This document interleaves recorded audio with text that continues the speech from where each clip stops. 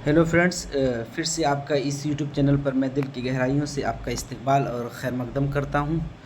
नज़्म गो शुअरा की किस्त में जिस शायर के मुतालिक नज़्म गो शायर के मुतालिक पढ़ेंगे वो हैं जमील मजहरी। देखिए, जमील मजहरी की पैदाइश 1904 में अजीमाबाद पटना में हुई थी और 1980 में इनकी वफ़ात हो गई थी। अगला पॉइंट देखिए कि जमील मजहरी अजीमाबाद पटना में पैदा हुए थे और किस सन में पैदा हुए थे? 1904 में पैदा हुए थे। इब्तदाई तालीम मदरसा सुलेमानिया पटना में हासिल की। बाद में कलकत्ता चले गए, वहाँ से एमए तक की तालीम हासिल की। कलकत्ता से क्या किया इन्होंने? एमए किया। ठीक है, ये बात याद रखिएगा, एमए किया। इसके बाद है कि जमील मजहरी इब्तदा में उर्दू अखबारात में कॉलम लिखते थे कि जब ये अदबी सफ़र इन्होंने शुरुआत की अदबी सफ़र का, तो जो उर्दू अखबारात थे उसमें ये कॉलम लिखा करते थे। अगला पॉइंट है कि 1990 से लेकर 1974 तक शोबे उर्दू पटना कॉलेज और पटना यूनिवर्सिटी से बहैसियत उस्ताद मुंसलिक रहे। कि पटना यूनिवर्सिटी और पटना कॉलेज दोनों में क्या है कि बहैसियत उस्ताद मुंसलिक रहे, और किस शोबे में? उर्दू शोबे में। ठीक। अगला पॉइंट है कि जमील मजहरी का इंतकाल मुजफ्फरपुर में हुआ। ठीक है, जमील मजहरी का इंतकाल मुजफ्फरपुर में हुआ था और किस सन में हुआ था? 1980 में हुआ था जमील मजहरी का इंतकाल मुजफ्फरपुर में। 1974 में जमील को गालिब एवार्ड बराए उर्दू शायरी अता की गई थी। 1974 में इनको गालिब एवार्ड दिया गया था और उर्दू शायरी पर इनको ये एवार्ड अता दिया गया था। अगला पॉइंट है कि नक्श जमील, फ़िक्र जमील, इरफान जमील, आसार जमील के अलावा जमील मजहरी के मरसिये और मसनवी, आबो शराब जमील मजहरी के शेरी किताबें हैं। नक्श जमील, फ़िक्र जमील, इरफान जमील, आसार जमील, ये सब क्या है? इनकी शेरी किताबें हैं। ठीक, ये याद रखिएगा, इनके नाम से ही है तो आप आराम से इसकी निशानदेही कर सकते हैं। अगला है कि शिकस्त व फ़तह नाविल्ट है और मंसूरात जमील मजहरी की नसरी किताबें हैं। शिकस्त व फ़तह, मंसूरात जमील मजहरी, ये कौन सी है? नसरी किताबें हैं। ऊपर जो है कि शेरी किताबें थी, अब ये क्या है? ये दोनों नसरी किताबें हैं। अगला पॉइंट है कि जमील मजहरी ने इकबाल के ज़ेर असर शायरी शुरू की। अगर आपसे सवाल पूछा जाए कि जमील मजहरी ने किन के ज़ेर असर या किन के छत्र साए में रहकर अपनी शायरी को स्टार्ट की, तो वह है इकबाल, और बाद में तरक्की पसंद तहरीक से भी वाबस्ता हो गए थे। तो जमील मजहरी के मुतालिक ये मुख्तसर सी मालूमात जो एनसीईआरटी किताब में दी थी, वो किताब है हवाले के तौर पर गुलिस्तानी अदब 12वीं जमात में सफ़ा नंबर 176 पर इनका तस्करा है। अगले शायर को देखिए। अगले शायर है अख्तर शिरानी। अख्तर शिरानी की पैदाइश 1905 में हुई है, टोंक शहर में हुई है, टोंक शहर में। ठीक है, इनको आपने गज़ल गो शुअरा में भी पढ़ा था अख्तर शिरानी को। तो टोंक शहर कहाँ पे? राजस्थान में है। ठीक, और 1948 में इनकी वफ़ात हो गई थी। तो एक सवाल ये भी पूछता है कि ऐन जवानी में किस शायर की वफ़ात हुई थी? तो वह है अख्तर शिरानी। ठीक है, ऐन जवानी में ये सवाल आया था, इसलिए मैं यहाँ पे इसकी निशानदेही कर रहा हूँ। अगला पढ़ने की दाऊद ख़ान नाम और अख्तर तखल्लुस था। अख्तर शिरानी का नाम क्या था? दाऊद ख़ान था। ठीक है, ये महमूद शिरानी के साहबजादे थे। अगला पॉइंट है कि मशहूर मुहक्किक हाफिज़ महमूद ख़ान शिरानी के बेटे टोंक शहर में पैदा हुए हैं, जो कि मैंने अभी इसको बताया है। अख्तर शिरानी की तालीम और तरबियत लाहौर में हुई। वहाँ अख्तर शिरानी के वालिद ओरिएंट कॉलेज लाहौर में उस्ताद थे। जो ओरिएंट कॉलेज में क्या है, इनके उस्ताद क्या थे? इनके वालिद उस्ताद थे और यहीं पे इनकी तालीम और तरबियत हुई। अख्तर शिरानी ने लाहौर के कई मशहूर अदबी रिसालों जैसे हुमायूं, ख्यालिस्तान, शाहकार और इंतखाब में इदाराती फ़राइज़ अंजाम दिए। हुमायूं में, ख्यालिस्तान में, शाहकार में और इंतखाब में क्या है? ये अपने फ़राइज़ अंजाम दिए। अख्तर शिरानी का जवान उम्री में इंतकाल हो गया, वही कि ऐन जवानी में इनका इंतकाल हो गया था। ठीक, अख्तर शिरानी एक रूमानी शायर थे। ये सवाल भी आता है कि रूमानी शायर कौन है? तो अख्तर शिरानी रूमानी शायर हैं। ठीक, अख्तर ने गज़लें भी कही और नज़में भी कही।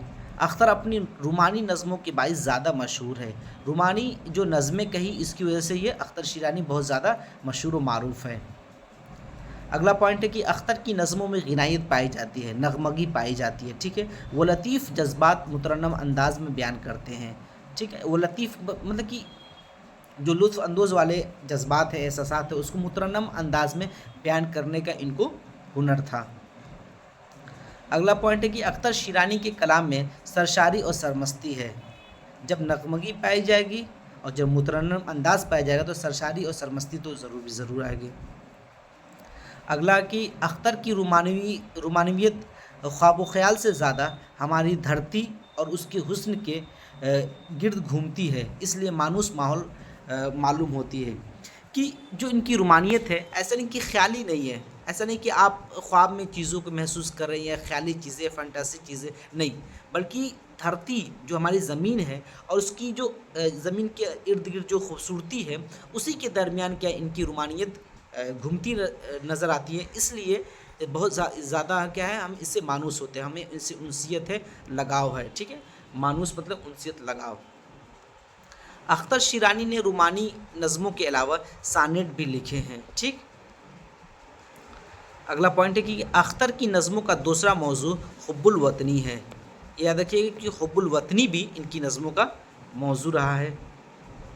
اختر کی نظمیں پڑھ کر اندازہ ہوتا ہے کہ وہ اپنی محبت اور وطن کے خاطر کسی بھی قربانی کے لیے تیار ہے. اگلا کہ پھولوں کی گیت، شیرستان، صبح بہار، نغمہ حرم، طور آوارہ.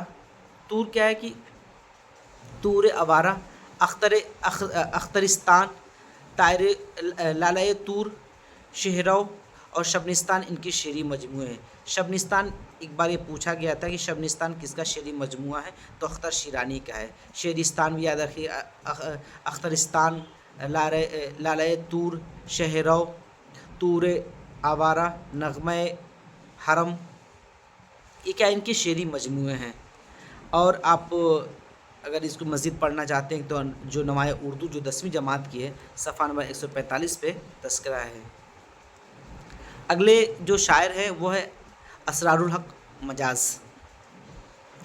اسرار الحق مجاز کی جو پیدائش ہوئی تھی یہ ہوئی تھی 1909 میں، اور 1955 میں ان کی وفات ہو گئی تھی. دیکھیے اگلا پوائنٹ کہ اسرار الحق نام تھا اور مجاز ان کا تخلص تھا. تو مجاز کا کیا نام، اصل نام کیا تھا؟ اسرار الحق تھا. اتر پردیش کے قصبہ رودولی میں ان کی پیدائش ہوئی تھی. جو رودولی ہے وہیں پہ ان کی پیدائش ہوئی تھی 1909 میں. اگلا پوائنٹ ہے کہ سینٹ جانس کالج آگرہ میں انٹرمیڈیٹ اور علی گڑھ مسلم یونیورسٹی سے ایم اے کیا. اگلا پوائنٹ کہ آل انڈیا ریڈیو دہلی میں ملازمت کرتے تھے. آل انڈیا ریڈیو جو دہلی ہے دہلی میں ہے، اسی میں یہ زیر ملازم تھے. 1939 میں ملازمت ترک کر کے رسالہ نیا ادب لکھنؤ سے وابستہ ہو گئے. تو نیا ادب کہاں سے جاری ہوتا تھا، یہ بھی سمجھ میں بات آ رہی کہ لکھنؤ سے جاری ہوتا تھا. اور نیا ادب سے کیا یہ 1939 میں یہ منسلک ہوئے تھے، اس سے وابستہ ہو گئے تھے. مجاز 3 سال بعد لکھنؤ سے دہلی آ گئے. پھر یہ لکھنؤ سے کیا ہوا کہ 3 سال بعد دہلی آ گئے. وہاں ہارڈنگ لائبریری، موجودہ ہردیال لائبریری، ہارڈنگ لائبریری جو ابھی موجودہ وقت میں کیا ہے ہردیال لائبریری ہے، اس میں 1934 میں تک ملازم رہے. ٹھیک، 1934 تک ملازم رہے. 1945 میں ملازمت ترک کر کے محکمہ اطلاعات حکومت ممبئی میں معاون افسر اطلاعات مقرر ہو گئے. ٹھیک، ممبئی چلے گئے تھے 1945 میں، وہاں پہ یہ ملازم ہو گئے تھے. ممبئی کے کیمپ کے دوران چند فلموں کے لیے گیت بھی لکھے. جب ممبئی میں یہ کیمپ کیے تو انہوں نے کیا کیا، چند فلموں کے لیے گیتیں بھی لکھے. مجاز رومانی شاعر تھے. ترقی پسند تحریک سے متاثر ہونے کی وجہ سے ان کی شاعری دوسرے رومانی شاعروں سے مختلف تھی. جو اور رومانی شاعر تھے ان کی رومانیت سے تھوڑا سا ان کی رومانیت کیا ہے، مختلف تھی، کیونکہ یہ ترقی پسند تحریک سے وابستہ ہوئے تھے. کہ مجاز لکھنؤ کی شاعری میں انقلابی جوش بھی ہے، مجاز لکھنوی کی شاعری میں انقلابی جوش بھی ہے، فکر کی گہرائی بھی. یہ دونوں چیزیں آپ کو نظر آئیں گی. اگلا پوائنٹ کہ مجاز کی شاعری میں اس دور کی معاشی اور معاشرتی حالت کے ساتھ ساتھ شاعر کی اپنی زندگی کا عکس بھی نمایاں نظر آپ کو آئے گا۔ اگلا پوائنٹ کہ مجاز کا کلام آہنگ 1938 میں شائع ہوا۔ مجاز کا جو شعری کا مجموعہ ہے وہ ہے آہنگ، جو کہ 1938 میں شائع ہوا۔ یہ یاد رکھیے کہ آہنگ کس کا مجموعہ ہے؟ تو مجاز کا مجموعہ ہے، اور کس سن میں شائع ہوا؟ تو 1938 میں شائع ہوا تھا۔ پھر کہ آہنگ کا تیسرا ایڈیشن اضافے کے ساتھ شب تاب کے عنوان سے منظر عام پہ آیا تھا۔ آہنگ کا جو تیسرا ایڈیشن ہے وہ کس عنوان سے آیا تھا؟ شب تاب کے عنوان سے منظر عام پہ آیا تھا، شائع ہوا تھا۔ چوتھا ایڈیشن 1949 میں ساز نو کے نام سے شائع ہوا تھا۔ تو جو آہنگ ہے اس کا تیسرا ایڈیشن جو تھا شب تاب کے، اور چوتھا ایڈیشن جو 1949 میں آیا تھا وہ ساز نو کے نام سے شائع ہوا تھا۔ پھر کہنے کہ 1952 تک مجاز نے جو کچھ کہا آہنگ ہی کے نام سے دوبارہ شائع ہوا۔ 1952 تک، ابھی میں نے کہا کہ 1955 میں ان کی تو وفات ہو گئی تھی 1955 میں، تو 1952 تک جو کچھ بھی انہوں نے شاعری میں یا جو بھی کلام کہے آہنگ کے نام سے ہی دوبارہ شائع ہو گئے۔ ٹھیک، تو ان کی پیدائش 1909 میں ہوئی رودولی میں، اور 1955 میں ان کی وفات ہو گئی تھی۔ ٹھیک، یہ مختصر سی معلومات مجاز لکھنوی کے بارے میں آپ ذہن نشر رکھیے گا۔ حوالے کے طور پہ دیکھیے گلزار اردو نویں جماعت کی جو کتاب ہے صفحہ نمبر 46 پہ ان کا تذکرہ ہے۔ اگلے جو شاعر ہیں اس قسط میں، اس ویڈیو میں، اور آخری ہے سرور جہان آبادی۔ ٹھیک ہے، سرور جہان آبادی، یہ تھوڑا سا مس ہو گئے تھے ان کو، اور پہلے ان کے اوپر ویڈیو بنانا چاہیے تھا۔ 1773 میں ان کی پیدائش ہوئی تھی، اور ابھی میں نے جو لاسٹ ویڈیو ابھی مجاز کے بارے میں وہ 1909 میں ان کی پیدائش ہوئی ہے۔ تو پیدائش سرور جہاں آبادی کی بہت پہلے ہوئی تھی، لیکن یاد نہیں تھا اس لیے ان کی بھول گئے تھے، تو اس کے لیے ابھی اس کو شامل کیا گیا۔ تو 1873 میں ان کی پیدائش ہوئی ہے، اور 1909 میں ان کی وفات ہوئی ہے۔ دیکھیے درگا سہائے سرور، کیا نام تھا ان کا؟ سرور جہان آبادی کا نام تھا درگا سہائے، جہان آباد ضلع پیلی بھیت کے رہنے والے تھے۔ سرور کے والد منشی پیارے لال طبابت کرتے تھے، طبابت مطلب ڈاکٹر تھے۔ ٹھیک، اگلا پوائنٹ کہ گھر میں فارسی اور اردو کا چرچا تھا، لڑکپن ہی سے شعر و سخن کی طرف مائل ہو گئے تھے، کہ بچپن سے ہی کیا ہے اردو اور فارسی کا گھر پہ چرچا تھا، بول بالا تھا، تو اس لیے بچپن سے ہی شعر و شاعری کی طرف یہ مائل ہو گئے تھے۔ اگلا پوائنٹ کہ ادیب اور مخزن میں ان کا کلام نمایاں طور پر شائع ہوتا تھا۔ اگر پوچھا جائے کہ سرور جہان آبادی جن کا درگا سہائے نام تھا، ان کا کلام کس میں شائع ہوتا تھا؟ تو ادیب اور مخزن رسالے میں شائع ہوتا تھا۔ ٹھیک، پھر کہنے کہ عین جوانی میں بیوی کا انتقال ہو گیا، ایک سال کا اکلوتا بیٹا تھا، وہ بھی داغ فراقت دے گیا۔ داغ فراقت مطلب کہ وہ اس دنیا کو خیر آباد کہہ گیا، چلے گئے۔ اگلا پوائنٹ ہے کہ ان صدمات کا سرور جہان کی دل دماغ پر شدید اثر پڑا، ہر وقت غمزدہ رہنے لگے، بالآخر 37 سال کی عمر میں اس دنیا سے رخصت ہو گئے۔ ان کا بھی انتقال کیا ہے؟ عین جوانی میں ہوا ہے۔ ٹھیک، سرور جہاں آبادی کا 37 سال کی عمر میں یہ وفات کر گئے تھے، اور کس سن میں؟ 1910 میں۔ ٹھیک، اور پیدائش کب ہوئی تھی؟ 1873 میں۔ ٹھیک، کہہ رہے ہیں کہ سرور جہان آبادی اٹھتے بیٹھتے شاعری میں مگن رہتے تھے، کہ ان کو شاعری سے اتنی زیادہ شغف تھی، لگاؤ تھا، کہ اٹھتے بیٹھتے ہر وقت کیا ہے؟ شاعری کیا کرتے تھے۔ سرور جہان آبادی، اگلا پوائنٹ ہے کہ سرور جہان آبادی نے اگرچہ غزلیں بھی کہی، لیکن نظم گو کی حیثیت سے زیادہ مشہور ہیں۔ انہوں نے غزلیں بھی کہی ہیں، لیکن جو ان کو شہرت ملی ہے وہ نظم گو شعراء کی حیثیت سے ان کو شہرت ملی ہے۔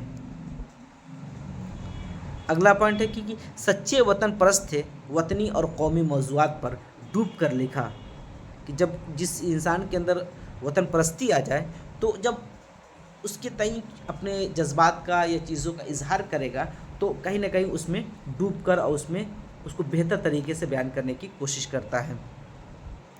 اگلا پوائنٹ ہے کہ سرور جہان آبادی کے ہاں ہندوستان کی مٹی اور ماحول کا گہرا एहसास नज़र आता है। ठीक, अगला पॉइंट है कि सुरूर जहान आबादी की शेरी फ़ज़ा में गंगा, जमुना, कोयल, भंवर, पद्मिनी, देमती, हंस वगैरह के ज़िक्र ख़ास तौर पर ख़ास कैफ़ियत पैदा करते हैं कि जो माहौल है, जो हिंदुस्तान की फ़ज़ा में जो चीज़ें मौजूद हैं, जब उसका तज़किरा करते हैं तो एक ख़ास कैफ़ियत का एहसास होता है उनकी शायरी में। अगला पॉइंट है कि सुरूर जहान आबादी वतन का तसव्वुर माँ की हैसियत से करते हैं। वतन का तसव्वुर जब भी बयान करते तो और या तसव्वुर करते वतन का तो माँ की हैसियत, जैसे एक इंसान माँ का तसव्वुर करता है, इसी तरह सुरूर जहान आबादी ने वतन का भी तसव्वुर करते थे। उनकी शायरी में एक ख़ास तो हिंदुस्तानी बूबास और वतन से मोहब्बत की कैफियत है। ठीक है, हिंदुस्तान की बूबास, हिंदुस्तान की खुशबू आपको नज़र आएगी और वतन से मोहब्बत की कैफियत नज़र आएगी। दूसरे गमनाकी का एहसास भी, दूसरी तरफ क्या है, गमनाकी का एहसास भी। अभी मैंने बताया था कि सुरूर जहान आबादी की ऐन जवानी में क्या है, उनकी बीवी का इंतकाल हो गया और एक लड़का था, वो भी क्या है, दाग़े फ़राक़त दे गया, वो भी रहलत कर गए। तो इस वजह से वो हमेशा क्या है, गमनाक रहते थे और उस गमनाकी का एहसास उनकी शायरी में जा बजा आपको नज़र आएगी, जो गहरी दर्दमंदी में ढलकर सामने नज़र आती है। अगला पॉइंट है कि सुरूर जहान आबादी ने हुस्न फितरत पर बहुत अच्छी नज़में कही हैं। ठीक, हुस्न फितरत पर बहुत अच्छी नज़में कही हैं। अगला पॉइंट की जामे सुरूर खुमे खाना सुरूर उनकी शायरी मजमू है। जामे सुरूर, और देखिए ये खम नहीं बल्कि खुम होगा।